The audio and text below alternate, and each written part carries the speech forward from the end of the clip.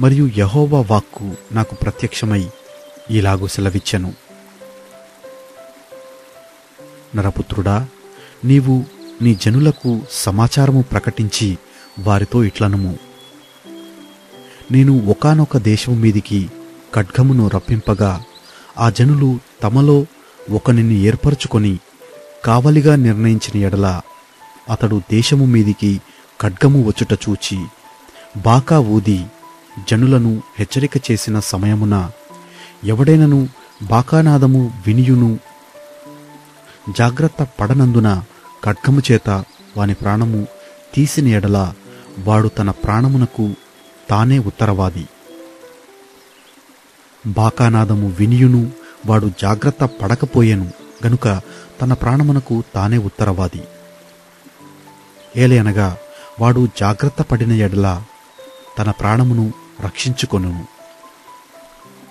అయితే కావలివాడు ఖడ్గము వచ్చుట చూచియు బాకా ఊదనందున చేత జనులు అజాగ్రత్తగా ఉండుటయు ఖడ్గము వచ్చి వారిలో ఒకని ప్రాణము తీయుటయు తటస్థించిన ఎడల వాడు తన దోషమును బట్టి పట్టబడినను నేను కావలివాని యొద్ద వాని ప్రాణమును గూర్చి విచారణ చేయుదును. నరపుత్రుడా, నేను నిన్ను ఇశ్రాయేలీయులకు కావలివానిగా నియమించి ఉన్నాను కనుక నీవు నా నోటి మాటను విని నాకు ప్రతిగా వారిని హెచ్చరిక చేయవలెను. దుర్మార్గుడా, నీవు నిశ్చయముగా మరణము నొందుదువు అని దుర్మార్గునికి నేను సెలవీయగా అతడు తన దుర్మార్గతను విడిచి జాగ్రత్త పడునట్లు నీవు ఆ దుర్మార్గునికి నా మాట తెలియజేయని ఎడల ఆ దుర్మార్గుడు తన దోషమును బట్టి మరణము నొందును గాని అతని ప్రాణమును గూర్చి నిన్ను విచారణ చేయుదును.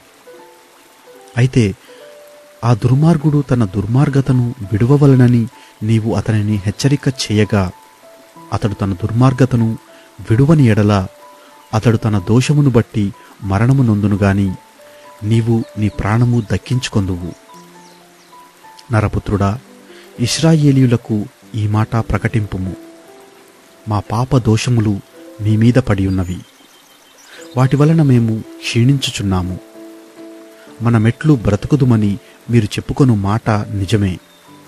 కాగా వారితో ఇట్లనుము, నా జీవము తోడు దుర్మార్గుడు మరణము నొందుట వలన నాకు సంతోషము లేదు.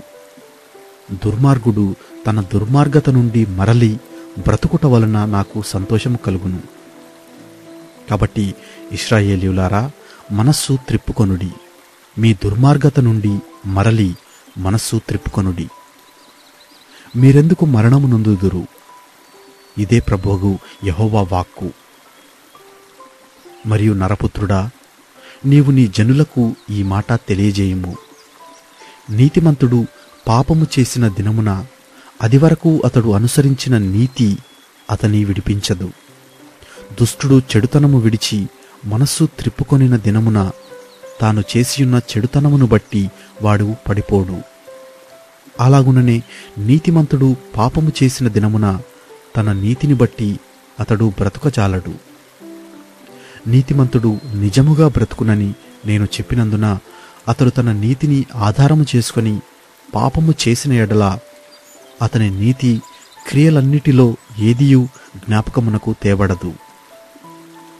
తాను చేసిన పాపమును బట్టి అతడు మరణము నొందును.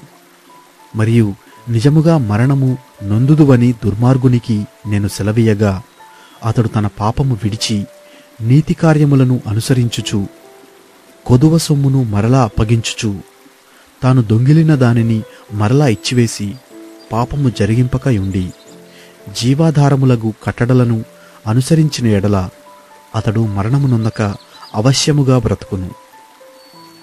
అతడు చేసిన పాపములను ఏదియూ అతని విషయమై జ్ఞాపకమునకు తేబడదు. అతడు నీతి న్యాయములను అనుసరించెను గనుక నిశ్చయముగా అతడు బ్రతుకును. అయినను నీ జనులు యెహోవా మార్గము న్యాయము కాదని అనుకొందురు.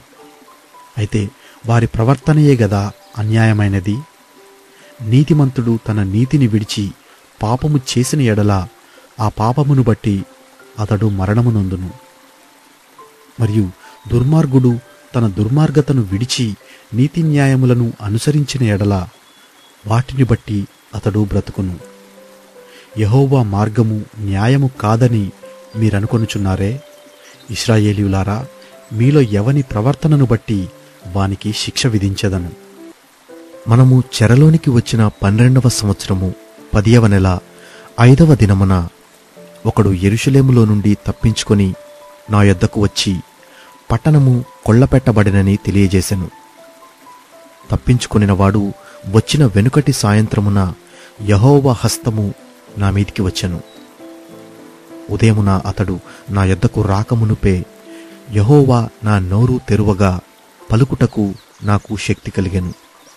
అప్పటి నుండి నేను మౌనిని కాకయుంటిని. మరియు యెహోవా వాక్కు నాకు ప్రత్యక్షమై ఇలాగూ సెలవిచ్చెను: నరపుత్రుడా, ఇశ్రాయేలు దేశంలో పాడైపోయిన ఆయా చోట్లను కాపురమున్నవారు అబ్రహాము ఒంటరి అయి ఈ దేశమును స్వాస్థ్యముగా పొందెను గదా. అనేకులమైన మనకును ఈ దేశము స్వాస్థ్యముగా ఇయ్యబడదా అనుకొనుచున్నారు. కాబట్టి వారికి ఈ మాట ప్రకటన చేయుము. ప్రభువగు యెహోవా సెలవిచ్చినదేమనగా, రక్తము ఓడ్చివేయక మాంసము భుజించు మీరు, మీ విగ్రహముల వైపు దృష్టియుంచు మీరు, నరహత్య చేయు మీరు ఈ దేశమును స్వతంత్రించుకొందురా? మీరు ఖడ్గమును ఆధారము చేసుకొనువారు, హేయక్రియలు జరిగించువారు, పొరుగువాని భార్యను చెరుపువారు, మీ వంటి వారు దేశమును స్వతంత్రించుకొందురా? నీవీలాగున వారికి చెప్పుము.